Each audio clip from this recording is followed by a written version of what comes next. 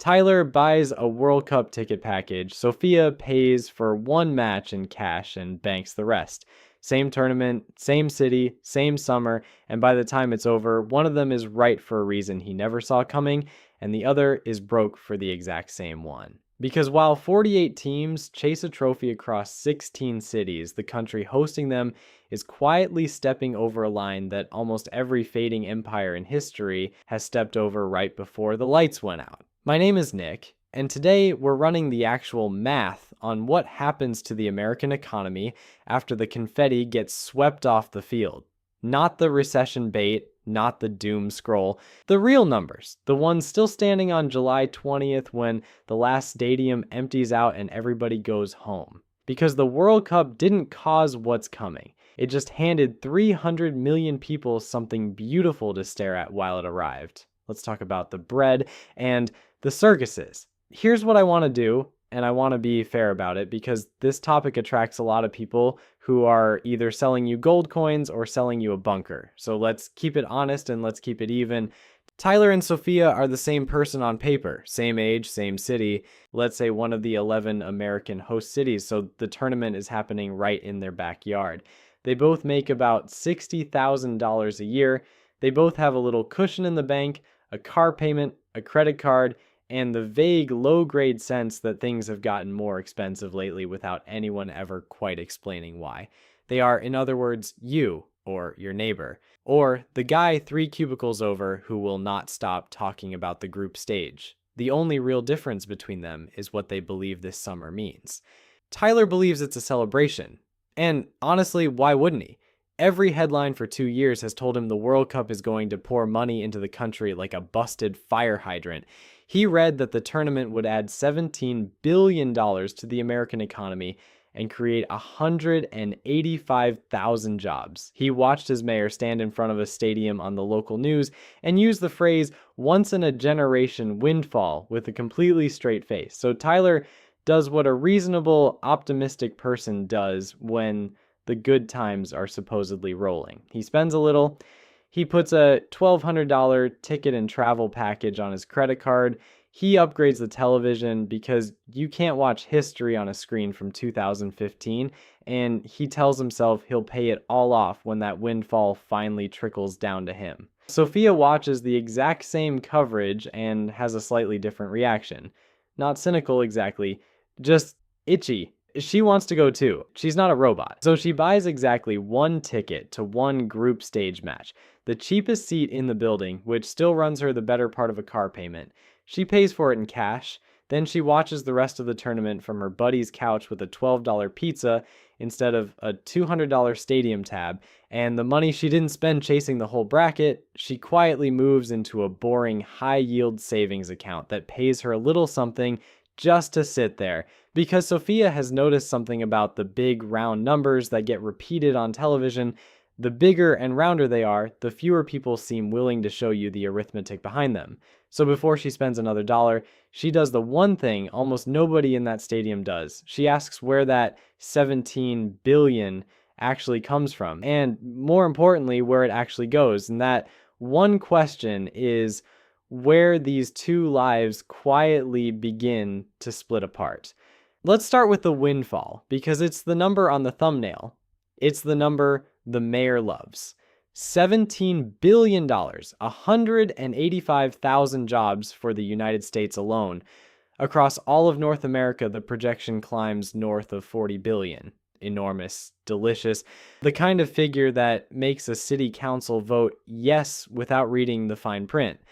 That figure came from FIFA, which, and I want you to hold this thought gently in the back of your mind for the next 50 minutes, is the organization that collects the money.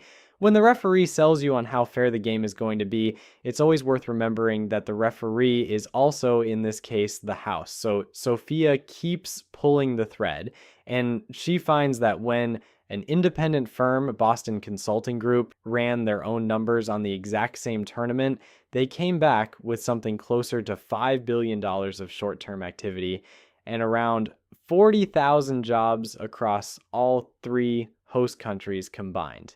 Not 17 billion for the US, 5 billion for the entire continent. That is not a rounding error. That is the gap between a windfall and a pretty good weekend at the mall, smeared across a landmass of 600 million people. And here's the part that actually matters for Tyler. Even that smaller number is temporary. Every economist who studies this stuff, and there are a lot of them because debunking stadium math has basically become a tenured academic sport at this point, says the same thing in slightly different words. You get a few weeks of elevated sales tax revenue. Hotels jack up their rates, bars are packed to the walls, and then the tourists fly home, the bunning comes down, and the local economy settles right back to exactly where it was before, like a couch cushion after you stand up. The money doesn't stay, and a huge chunk of it was never headed to the city in the first place. Just like the Super Bowl, most of the real revenue, like the broadcast rights, the sponsorships, the luxury hospitality suites, flows up to the organizer, not down to the guy selling hot dogs in the parking lot. FIFA expects to pull in around $11 billion from this tournament. The city gets the traffic and the cleanup bill. And while we're counting who profits, let's take a second to count who pays. Because even when a country reuses its stadiums, hosting is never free. Somebody has to cover the security, and a tournament this size requires an enormous amount of it. The federal government handed out over $600 million in security funding to the American host cities alone, and that's before you count the local costs of shutting down streets, rerouting transit, and paying police overtime for weeks on end. That's real public money, your money, flowing out the door to host an event whose single biggest financial winner by a country mile is a private organization headquartered in Switzerland. So the honest ledger of a modern World Cup, stripped of all the fireworks, reads something like this. The public covers the security, the traffic, and the cleanup. The local businesses get a few frantic, profitable weeks that mostly cancel out against all the regular customers they scared off, and the organizer flies home with the lion's share. It is a genuinely impressive business model.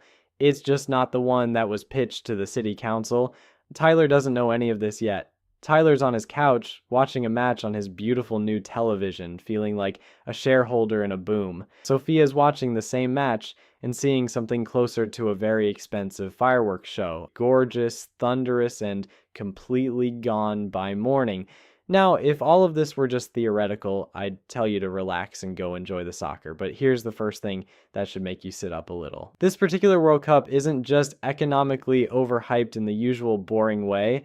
It's underperforming in real time right now while it's actually happening. By the spring, before a single ball had been kicked, the American Hotel and Lodging Association looked at the 11 U.S. host cities and found that 80% of hotels were booking below what they'd forecast. 80%. In New York, which is hosting the final, bookings were running around 65% of what people had expected. Seattle was lagging badly, and the association, I want to be clear, I am not inventing this word choice, described the tournament as a non-event. A non-event about the single biggest sporting spectacle on planet Earth. Why? A few reasons, and not one of them is about the quality of the soccer. Ticket prices went vertical, dynamic pricing shoved nosebleed seats at early games past $800, and resale listings for the final ranged from $9,000 all the way up to over $43,000. That is not a family outing. That is a used car. On top of that, a tangle of travel restrictions and visa headaches kept a lot of international fans at home. The very fans who spend the most, stay the longest, and were supposed to make up around 40% of the crowd. Meanwhile, just across the border, Canadian and Mexican host cities were quietly booking better than the American ones. So the tourists FIFA promised, the ones whose wallets were supposed to power that entire windfall, a whole lot of them, just didn't show up. And here's a little dagger of a detail that the mega event boosters really would prefer you didn't know. Even the locals often stop spending. Economists have a well-documented name for it, the couch potato effect.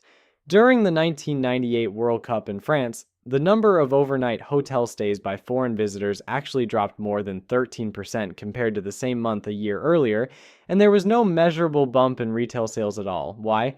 Because regular tourists avoid a host city during a mega event like it's on fire. They don't want the crowds, the gridlock, the tripled hotel rates, or the guy in full face paint screaming at a jumbotron at 9 in the morning, so they book somewhere else, or they just stay home. And the locals do the exact same thing. They skip their usual restaurant, steer clear of downtown, and watch the whole spectacle from the couch to dodge the chaos.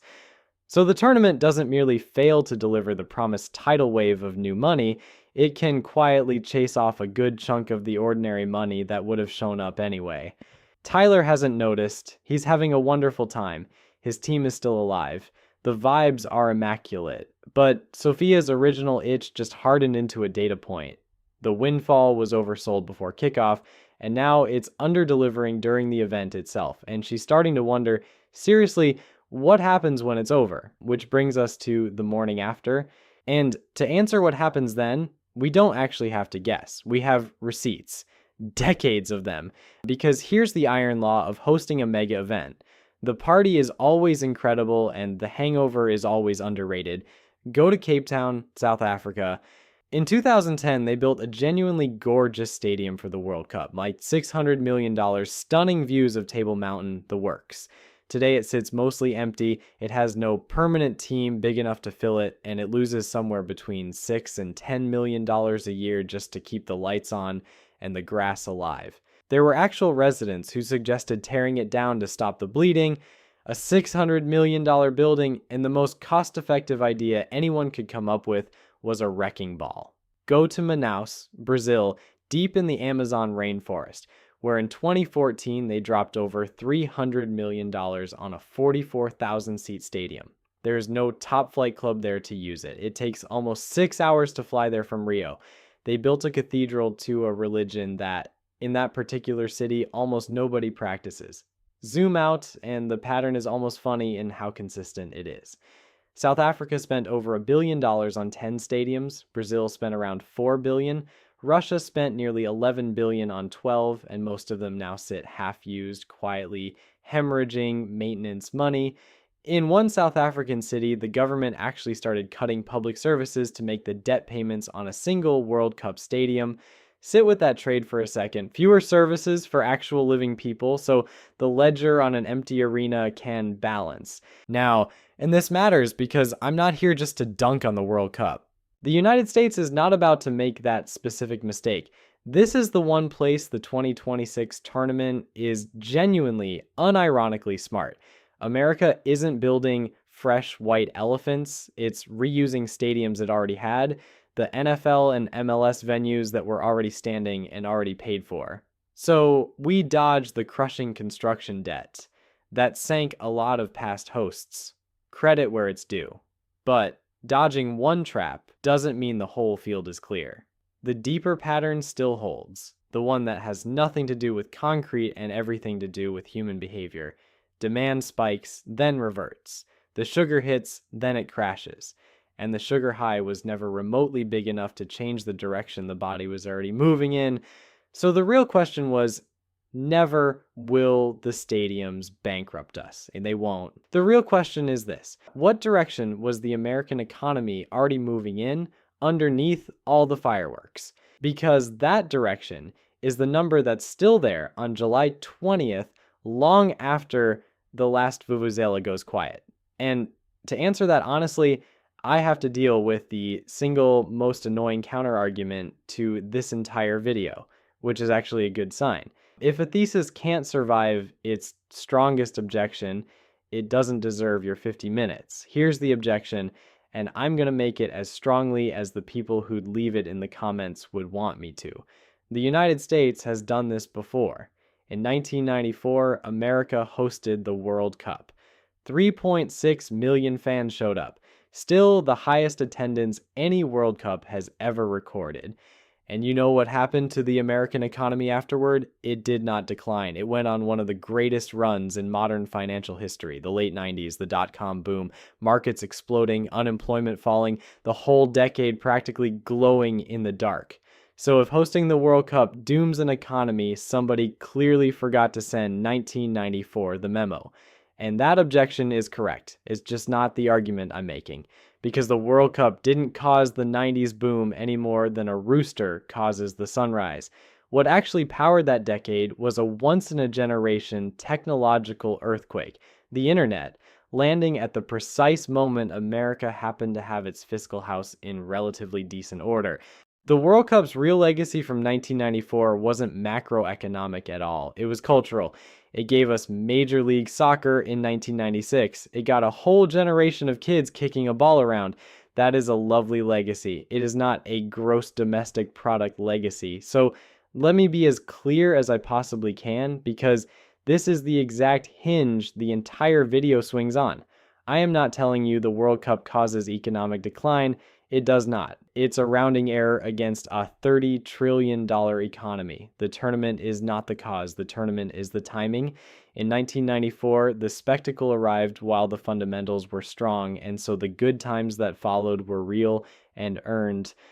In 2026, the spectacle is arriving while the fundamentals are quietly rotting underneath it, and that completely changes what the confetti actually is.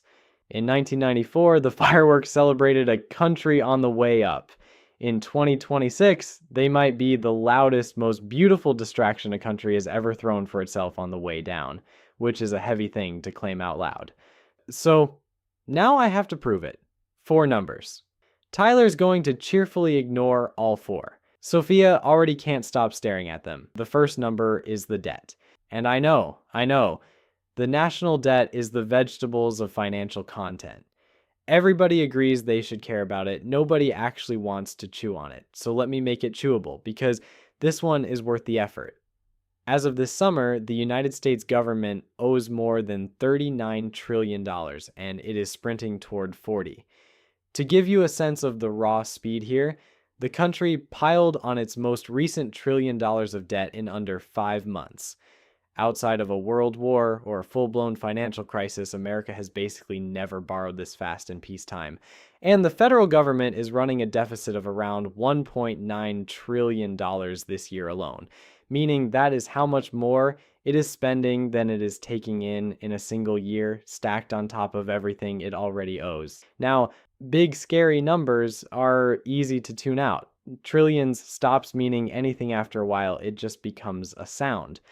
So here is the one number in this whole video that should reach out of the screen and grab you by the collar. It's not the debt itself, it's the interest on the debt. This year, for the first time in the history of the country, the United States will spend more than $1 trillion just on interest payments. Not paying anything down, just renting the money it already borrowed. That works out to roughly $3 billion a day, every single day, including today while you and Tyler are watching a soccer match. And here's the line that should genuinely stop you cold. That interest bill is now larger than the entire American defense budget. The country is spending more to service its old debt than it spends on its military. It's spending more on interest than it spends on Medicare, more than on Medicaid. Interest has quietly become one of the single largest line items in the whole federal government, and it's the fastest growing one, on track to roughly double to over $2 trillion a year within about a decade. There's a historian named Niall Ferguson who has a rule for this, and it's brutal in its simplicity. He says that any great power which ends up spending more on interest payments than on its own defense is a great power on the way down. Not because of anything as silly as soccer, because the debt itself starts eating the future, pulling money away from everything that actually makes a country strong, and shoveling it into the bottomless mouth of what that country already borrowed. By Ferguson's measure, the United States crossed that line in 2024, and it is still standing on the wrong side of it right now, this very summer, while a global audience of billions watches the greatest show on earth unfold in its stadiums. And it gets one turn worse, because debt like this has a nasty habit of feeding on itself. Economists have a genuinely chilling phrase for the endgame: a debt spiral. It works like this: the more you owe, the more interest you pay. The more interest you pay, the more you have to borrow just to cover it. The more you borrow, the more you owe. And around it goes, spinning a little faster every lap. The nonpartisan budget watchdogs are now openly warning that somewhere in the 2030s, the interest rate on America's debt could start to outrun the growth of the economy itself, which is the mathematical starting gun for precisely that spiral, and there are early tremors already. Earlier this year, a handful of US Treasury auctions, and the events where the government basically asks the world to keep lending it money, came in weak, with the usual buyers having to soak up far more than their normal share. On its own, that's a tiny thing, but it's the specific kind of tiny thing that, in the wrong year, abruptly stops being tiny. It's the sound of the most reliable borrower in the history of the world getting, for the first time in a very long time, a slightly raised eyebrow. Remember what Tyler did?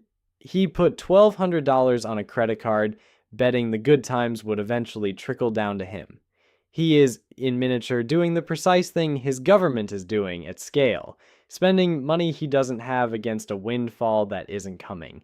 Sophia looked at that national interest bill and did something deeply unglamorous. She started building a cushion, because when she watches the biggest borrower in the history of the world get slowly squeezed by its own interest payments, she does not assume she'll be the lucky exception. The second number is growth, or more precisely, the quiet disappearance of it. Here's the backdrop that never makes it onto a highlight reel. Late this past winter, a war broke out involving Iran, and the price of oil did exactly what the price of oil always does when the Middle East catches fire. It spiked. Crude pushed up toward and then past $100 a barrel, and that shows up in the most democratic, most unavoidable place in the entire economy, the gas pump. Americans went from paying around $3.14 a gallon to around $4.50. Overnight, every driver in the country got a pay cut that nobody voted on. You cannot hide from a gas price. It's not like the stock market, which you can simply choose not to look at. Everybody sees the gas price every single week, glowing on a sign the size of a billboard on the way to work. It is the most efficient bad news delivery system ever invented, and that shock landed on an economy that was already limping. Growth in the final quarter of last year came in at a sluggish 0.7%, barely a pulse. After the oil shock, the big banks started quietly trimming their forecasts. Goldman Sachs pegged growth for the back half of this year at somewhere between 1.25% and 1.75%. They've got a name for that in the trade. They call it stall speed, the point at which an economy is moving so slowly that it doesn't take much of a bump to knock it clean out of the sky. Other forecasters reached for a word that should make the hair on your neck stand straight up, because it's a word that basically vanished from American life for 40 years, stagflation. That ugly combination where growth slows down but prices keep climbing anyway, so you get the very worst of both worlds, a weaker economy and a fatter grocery bill holding hands, walking off into the sunset together. The polite version economists have been using is stagflation light, which is a little like describing a house fire as a warmth situation. Meanwhile, the job market, which had been the one reliably sturdy thing, started to wobble. In 1 month this year, the economy actually shed around 92,000 jobs. Unemployment ticked up toward 4.5%, with forecasters expecting it to climb higher from there.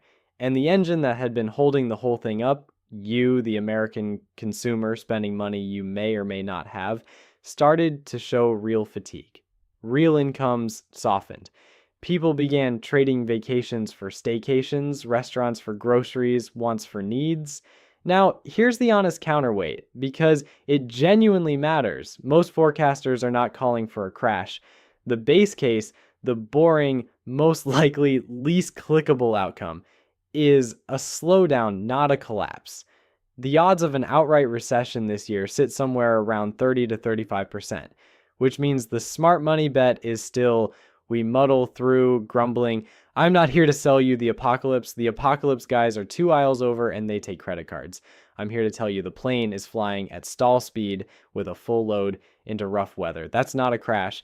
It's just a genuinely terrible time to bet your entire credit limit that the ride is about to get smoother. Tyler is betting exactly that. Dare Sophia, to stretch the metaphor past its breaking point, filled the tank and kept her seatbelt on. The third number is the one hiding inside your own wallet, and it's the one that finally, quietly, catches up with Tyler. There's a phrase economists have started using for the American economy that I think is the single most honest description of this entire moment. They call it a K-shaped economy. Picture the letter K. One line goes up, one line goes down, same starting point, opposite directions. That's the country right now. The people at the top are doing better than they ever have. The people at the bottom are quietly coming apart at the seams, and the average of the two looks completely fine, which is exactly why the headline economy can seem perfectly healthy while so many individual people feel like they're going under. The numbers underneath that letter are stark. American households are now carrying a record $18 trillion of total debt. Credit card balances alone are sitting somewhere around $1.25 trillion. Yet interest rates that now routinely run between 15 and 21% let that actually land. If you carry a balance at 21%, the real price of whatever you bought roughly doubles in about 4 years. That beautiful new television Tyler bought to watch history on, at that rate, making only minimum payments, he's going to pay for 2 of them and only ever get to watch the one. And here's the detail that tells you which way the wind is really blowing. The savings rate, the share of their income that people actually manage to hold on to, collapsed to around 4%. In the final months of last year, Americans piled tens of billions of extra dollars onto their credit cards and not to buy jet skis, to cover the gap between what they earn and what life now costs. That's not spending.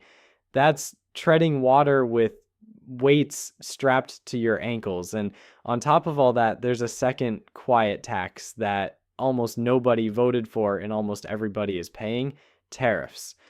Over the past year, the effective tariff rate on goods coming into the country climbed to around 11%, the highest in generations, and study after study finds that the cost gets passed almost entirely, straight through to you.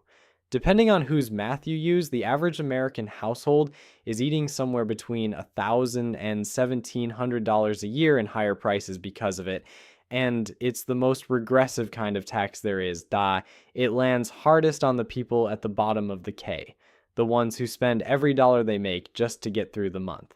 Cleaning supplies, clothing, furniture, groceries, all of it a little more expensive, quietly, on the exact people who could least absorb it, so the drowning isn't evenly spread. That's the whole point of the K.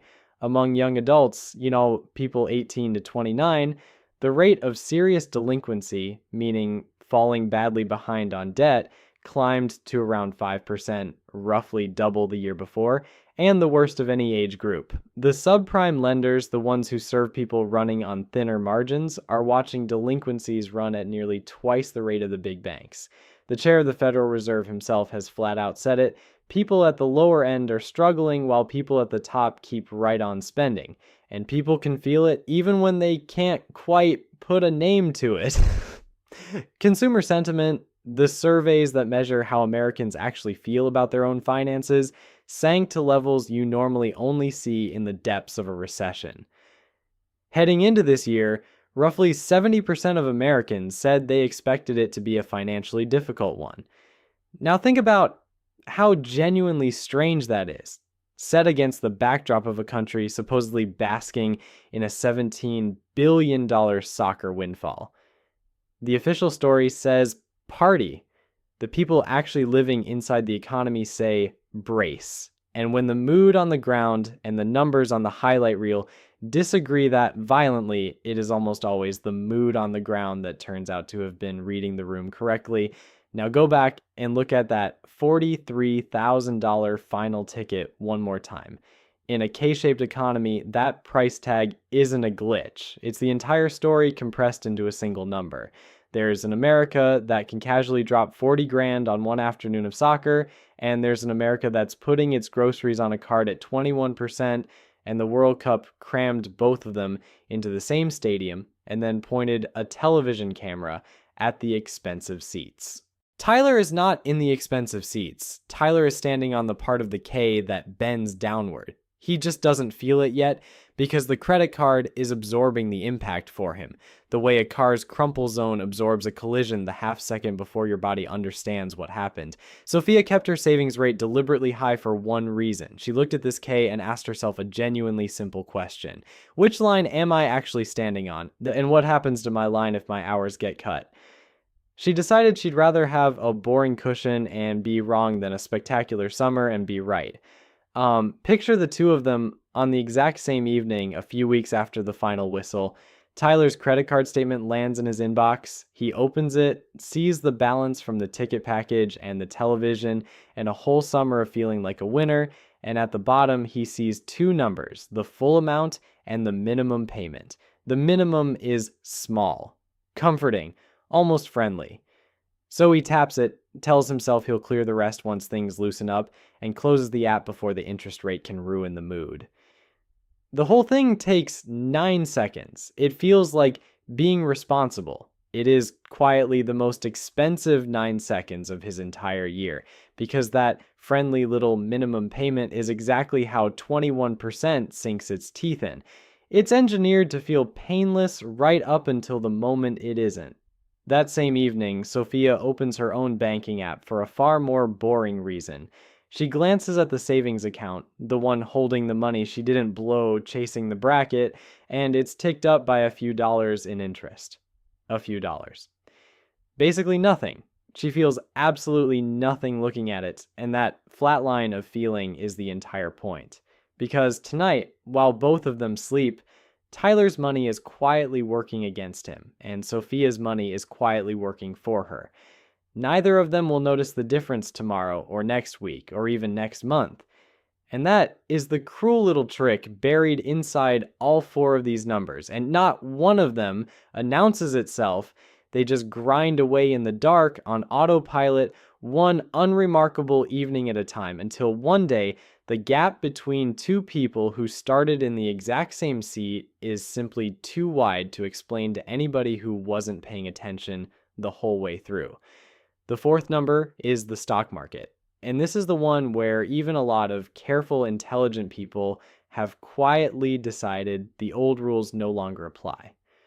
Which, historically speaking, is the exact moment the old rules come strolling back into the room.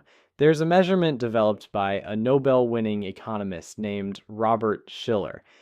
It's called the CAPE ratio, and you do not need the math. You just need what it tells you, which is roughly how expensive stocks are compared to the actual company earnings underneath them, smoothed out over 10 years so that a single great year or terrible year doesn't distort the picture.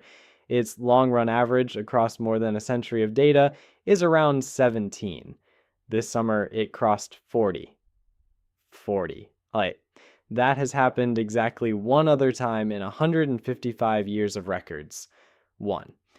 And that one time was 1999, the very peak of the dot-com bubble, right before the market fell roughly in half and handed investors what people now politely call a lost decade. So where you could faithfully hold stocks for 10 years and come out the other side with basically nothing to show for it. There's a second gauge, the one Warren Buffett once called the best single measure of where valuations stand. It compares the total value of the entire stock market to the size of the whole economy. Buffett said years ago that when that number pushes past 200%, you are playing with fire. This summer, it's been sitting up around 220, so, bring marshmallows. Now, I want to steelman the optimist here, and I want to do it hard because there is a real and serious argument on this one. A huge chunk of this entire market is being driven by a tiny handful of gigantic technology companies, like the ones everyone calls the Magnificent Seven, and they now make up roughly 37% of the whole index. Here's the crucial difference from 1999. Back then, the companies at the top were often burning cash with a cool logo and a dream. These companies are absolutely not that. They are ferociously profitable with real products, real customers, and mountains of actual cash. That is a genuine, important distinction, and anybody who tells you this is 1999 with the serial numbers filed off is overselling their case. But here's the catch even the optimists have to swallow. When your entire market is leaning its full weight on 7 companies, your entire market now has 7 single points of failure. And the man who built the measurement, Schiller himself, ran his model this summer and came back with a forecast that stocks might return something like 1.5% a year before inflation over the coming decade. That is not a crash prediction. In a slow, grinding way, it might be worse than a crash. Like, it's the prediction of a decade where the money you've got in the market barely moves while the price of everything else in your life keeps climbing. Death by 1,000 flat years. Tyler is fully invested, mostly in exactly those 7 glamorous stocks because those are the ones that have been going up, and it's been going up is the only research an awful lot of people ever actually do. Sophia isn't out of the market either. She's not a bunker person, remember? She just reads the fine print. She spread her money out, some of it in cheaper corners of the world where stocks aren't priced for absolute perfection, some in boring stuff that quietly pays her to wait. She looked at a market priced like $19.99 and decided she did not want every egg she owned in the one basket the entire crowd was already fighting over. So now step all the way back and look at all 4 numbers standing in a row because this is where the whole thing clicks into place. And it's the part that genuinely gives me chills every time I lay it out. In the very same 8 weeks that the United States is hosting the largest, most expensive, most watched sporting event in the history of the human species, and the national debt is crossing $40 trillion. The interest on that debt has passed the entire defense budget. Growth has fallen to stall speed under an oil shock. Half the country is falling behind on 21% credit cards while the other half buys $40,000 tickets. And the stock market is throwing a party at valuations seen exactly once before, right before it fell in half. None of that was caused by the World Cup. Every last bit of it is happening behind the World Cup. And that right there is the oldest trick in the entire Book of Empires. The Romans had a phrase for it, like bread and circuses. When the republic was rotting from the inside, when the debts were stacking up and the foundations were visibly cracking, the way you kept a nervous population calm wasn't to fix the foundation. That's hard and slow, and nobody claps for it. Instead, you gave them free grain and spectacular games. You filled the Colosseum. You gave the people something magnificent to roar at, so they'd keep their eyes up on the show instead of down on the ledger. And it is not a coincidence across 2,000 years of history that some of the grandest spectacles ever staged were thrown by powers that were much closer to their sunset than their sunrise. Yeah, the games tend to get biggest right about when the math gets worst. I'm not saying anyone planned this. Nobody sat in a war room and scheduled the World Cup as a distraction. That is not how any of this works. The truth is subtler and honestly sadder than a conspiracy. It's simply that a country can be genuinely thrilled and genuinely in trouble at the exact same time. And the thrill makes the trouble so much easier to look away from. The confetti isn't a lie, it's just louder than the ledger, and the ledger is the thing that is still sitting there, patient and unimpressed on July 20th. And look, if you've made it this far into a 50-minute video about interest payments, you're very clearly one of the people who'd rather look at the ledger than the fireworks. That's actually the whole reason I built a school community, and it's just regular people trying to read the real numbers on their own lives instead of the headlines, sharing what's working, asking the supposedly dumb questions out loud, figuring out which line of the K they're standing on and how to climb toward the better one. It's free to join. The link's down in the description. And if any of this is landing for you, you'll fit right in. No pitch, no countdown timer, no urgency.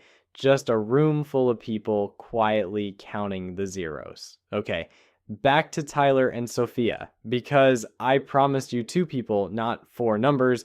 And here's where their summer stops being about soccer at all. And before I tell you how it actually turns out, I owe you the other side, the whole other side.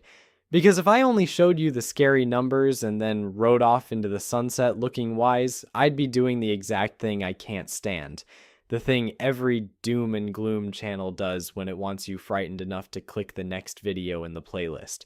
So let me argue against myself now, honestly and as hard as I possibly can. Start with the biggest one. The perma bears have been wrong for a long, long time. There is an entire cottage industry of people who have successfully predicted 11 of the last two recessions. If you had sold everything and hidden in a bunker every single time somebody waved the CAPE ratio in your face, you would have missed years and years of enormous gains, and you'd have felt intelligent the entire time you were getting quietly poor. Being scared is not a strategy. The market can stay overvalued for a full decade, and the people calling the top usually just have excellent timing for being early, which in investing turns out to be indistinguishable from being wrong. Next, America is genuinely structurally resilient in a way that almost no other country on earth is. It prints the currency that the entire rest of the world saves in. When things get scary anywhere on the planet, money tends to sprint toward America, not away from it, which is a superpower no spreadsheet fully captures and no other nation can copy.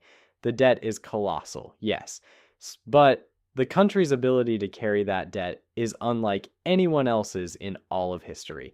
Betting against the long-term American economy is one of the losingest bets a human being can make, and the graveyard of the people who made it is standing room only.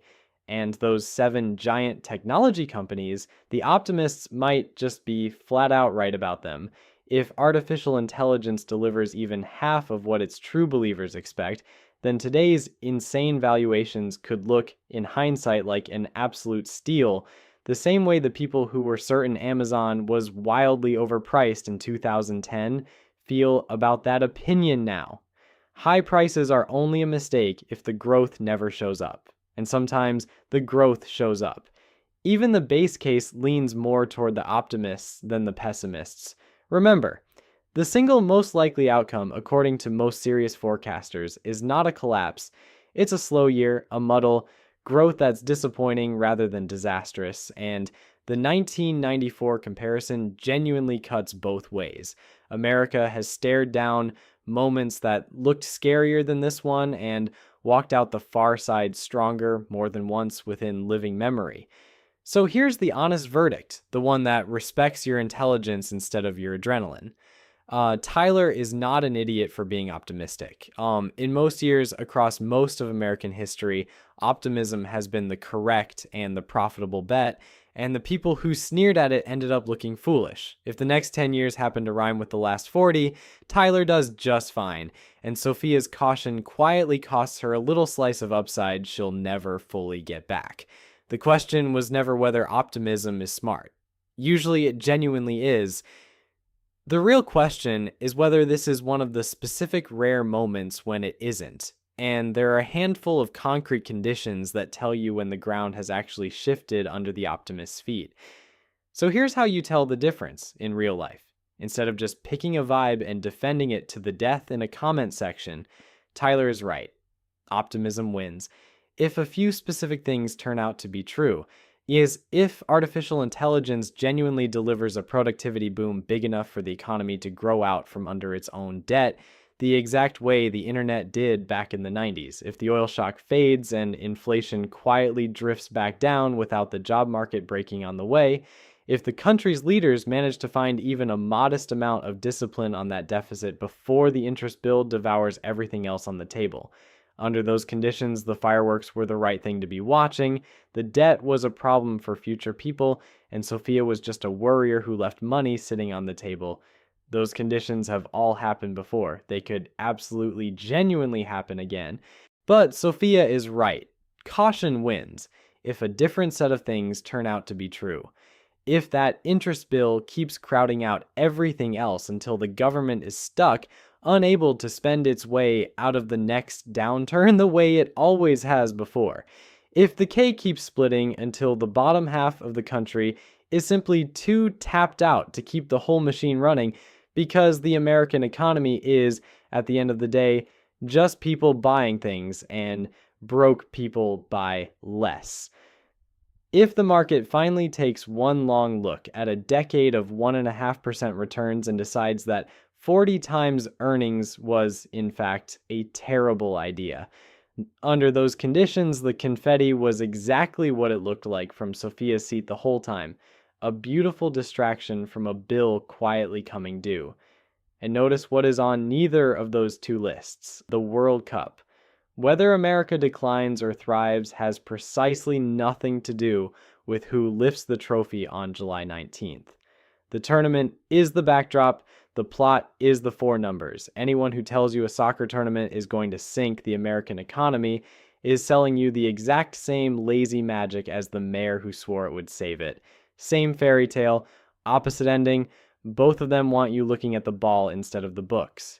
The tournament was never the cause. It was only ever the timing, and the timing is the tell. So let's fast forward. Let's leave this summer behind, walk a few years down the road, and actually see how the two of them did, because that's the only honest way to judge a decision long after the fireworks have gone cold. For the first year or so, Tyler looks like the clear winner. He always does, early. He had a fantastic summer. Great seats, better memories, a beautiful television he watches every single night. His stocks kept climbing for a while because the ones the whole crowd has piled into always keep climbing right up until the moment they don't. Sophia, meanwhile, looked overcautious and frankly a little boring, sitting on savings that earned her a polite yawn while Tyler's portfolio threw a party without her. If you'd checked in at the 1 year mark and stopped there, you'd have said Tyler played it perfectly and Sophia flinched at shadows. But here's the thing about the four numbers. They don't send you a push notification. They don't buzz your phone. They just compound quietly underneath everything, exactly the way interest does, the exact way Tyler's own credit card did. And that $1,200 ticket package quietly became closer to $2,000 by the time 21% was finished with it. The television cost him double. And when his hours got trimmed in the slowdown that the forecasters had so politely labeled stall speed, he didn't have a cushion because for 2 straight years the good times had told him loudly that he'd never need one. He wasn't reckless. He was just optimistic at the precise moment optimism stopped paying out. He watched the fireworks and he never once looked at the ledger. And the ledger, as it always does, waited for him with all the patience in the world. Sophia's boring little cushion turned out to be the entire game. When her hours wobbled too, and they did because a stall speed economy doesn't send out personalized warnings, she had months of breathing room instead of a full-blown panic. When the market went sideways for a long, flat, soul-testing stretch, she wasn't all in on the 7 stocks that everybody had to sell at the same time, so she slept fine. She did not get rich off this summer. Getting rich was never the plan. The plan was to still be standing and steady on some ordinary Tuesday years later when the confetti was a faded memory and the bill had finally come due. She won by not losing, which it turns out is how the overwhelming majority of people who actually end up okay quietly get there. Tyler watched the World Cup. Sophia watched the economy that was hosting it. I thought Tyler counted the goals. Sophia counted the zeros. They sat in the same city in the same glorious summer, cheering the same beautiful, thunderous, gloriously meaningless games. And one of them walked out of that stadium into a decade he had budgeted for, and the other walked out into a decade he had simply assumed away. So here's what I want to actually leave you with. Not a prophecy. I cannot tell you whether America declines or endures. Nobody honest can, and anybody who says it with total certainty is just reading you a horoscope with a spreadsheet taped to the front. What I can tell you with total confidence is this. The biggest, brightest, loudest thing in the room is almost never the thing that actually decides your future.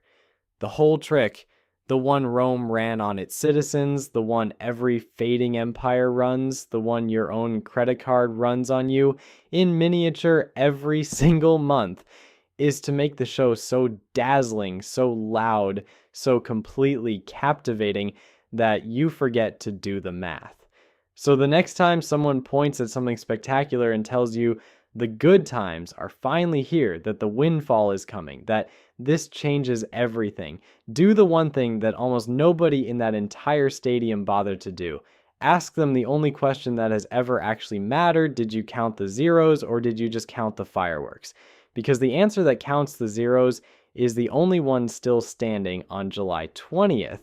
When the lights come up, the stands empty out, the tourists all fly home, and the economy that spent 8 weeks hosting the greatest show on earth turns out to be exactly and unsentimentally whatever the math always said it was. I'm Nick.